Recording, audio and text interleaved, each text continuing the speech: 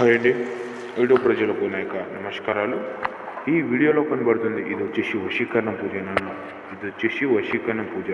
ఇది స్త్రీలకు పురుషులకు అంటే భార్యాభర్తల మధ్య గొడవలు వచ్చి ఉన్నట్లయితే, లవర్ల మధ్య గొడవలు వచ్చి ఉన్నట్లయితే, అత్తాకోడల మధ్య గొడవలకు మరియు ఫ్రెండ్షిప్ మధ్య గొడవలకు ఉన్నట్లయితే వాళ్ళ ఫోటోలతో వాళ్ళ పేర్లతో వేసుకునే దుస్తులతో వశీకరణ పూజ చేసి వశపరచుకోవచ్చు నాన్న.